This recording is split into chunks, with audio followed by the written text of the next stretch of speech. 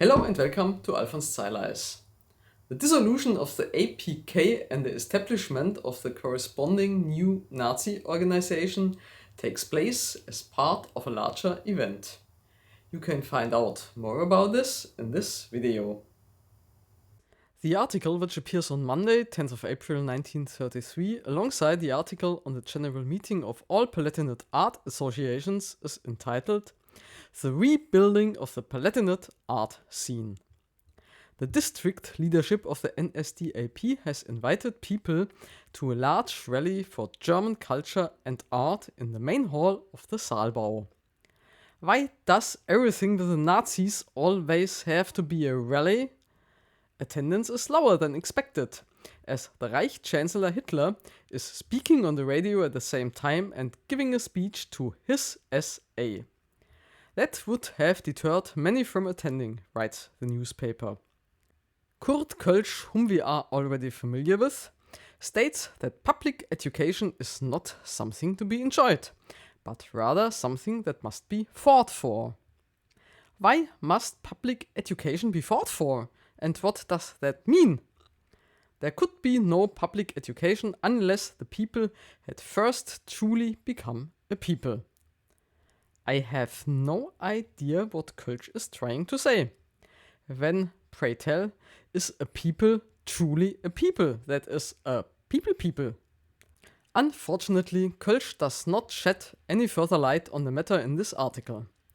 Let us therefore look at a speech by Hitler reported on by the newspaper Stadt- und Dorfanzeiger on 2nd of September 1933. It comes as little surprise that the National Socialist understanding of art is linked to National Socialist racial ideology. Hitler states, National Socialism thus professes a heroic doctrine of the value of blood, race and personality, as well as the eternal laws of selection, and thereby consciously places itself in irreconcilable opposition to the worldview of pacifist international democracy and its consequences.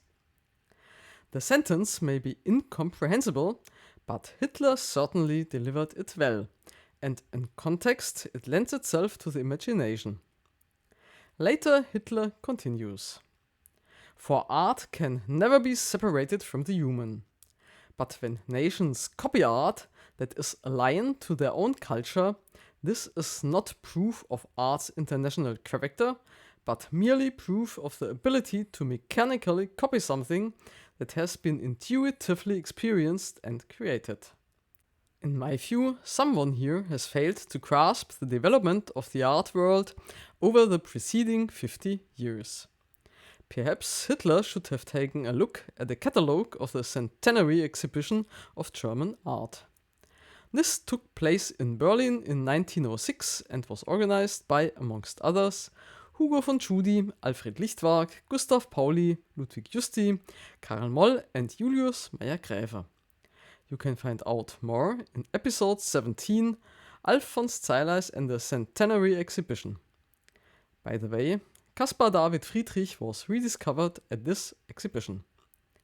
Reading the catalogue would probably have been of no use either. The essence of fascist ideology is that it is not about facts or truth. Fascism simply and unequivocally claims a monopoly on truth, divorced from any facts. Value judgments become facts and are thus immune to any criticism. It is about the establishment and preservation of power. Only against this backdrop can one interpret Hitler's fact-free assertion that the Jewish people lack any real artistic or productive abilities. Back to Kölsch's speech. He states that the clean-up of the public library in Kaiserslautern demonstrates how the Kampfbund is putting an end to alien and corrosive influences on German cultural heritage.